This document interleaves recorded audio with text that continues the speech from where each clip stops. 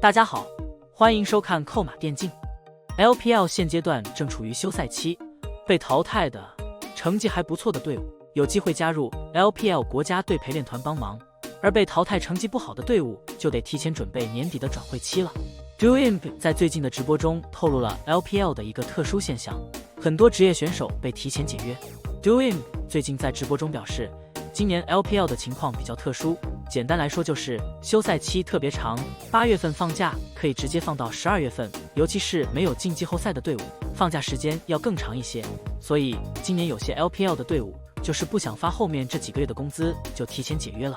以前的情况是不管什么时候放假，到了11月份、12月份都能正常拿到工资，但是今年不一样了，就直接解约了。现在很多被解约的职业选手都调整去了，出去玩了。然后弹幕询问说，解约之后还会发工资吗？ Doimp 是这样说的，肯定不发，想什么呢？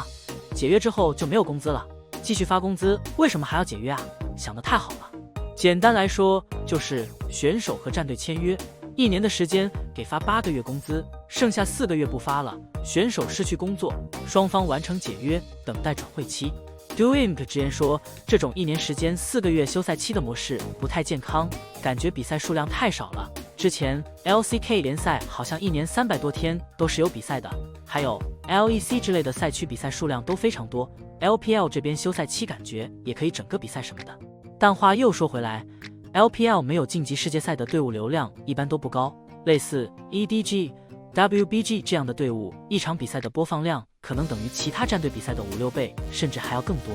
总而言之，就是觉得现在英雄联盟的热度有所下降，然后比赛还少，是一个不太合理的情况。再来就是选手发8个月工资的这种，也是一个不太好的现象，希望未来能有改变，不然就只能看看解说杯或者 LBL 这样的比赛。对于这个事情，个人认为比赛数量少、休赛期时间长肯定是一个不好不合理的现象，但考虑到今年有亚运会，也只能说可以理解。如果是没有亚运会的情况， LPL 的比赛结束的是最晚的。对于战队提前和选手解约的这个事情，大多数观众知道后都是针对战队的，觉得战队做的不够合理，恶意剥削选手，选手肯定是吃亏的一方。从客观角度上分析，的确是这样，选手在与战队签约、解约这一块都是弱势的一方，但也并不都是这样。一般来说，战队和选手解约的是双方达成一致才能解约，战队少发工资，需要给到选手一定的补偿，选手同意然后解约。另外还有一种情况就是选手和战队签的合同里面存在一些条款，明确说明了解约的情况。个人认为这种可能性还是比较大的，可能很多队伍在去年年底提前知道了休赛期比较长的情况，然后在合同上做出标注，比如说对选手成绩有要求，或者说提前说好了打得不好就解约。很多选手被解约核心原因还是自身实力存在问题，比如小乐言之前是 RA 重点培养的，现在被 RA 放弃。总之现在战队运营方面也是比较难，选手的竞争未来也会更加激烈。英雄联盟电竞比赛热度在逐年下降。 Doimp 前段时间提到，确实现在 LPL 打得菜的选手太多，并且他直言现在 LPL 很多选手的整体水平大不如前。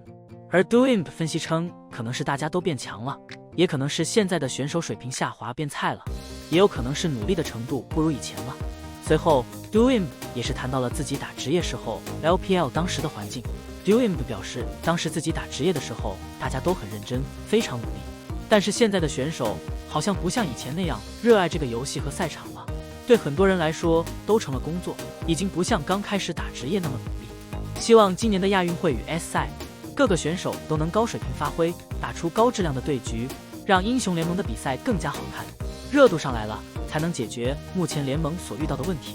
好了，以上就是本期的全部内容。你们觉得在休赛期的这段时间，各支战队该如何运营呢？大家有什么想说的，欢迎在下面的评论区交流讨论，我会去挨个查看。感谢老爷收看，欢迎点击订阅，我们下期再见。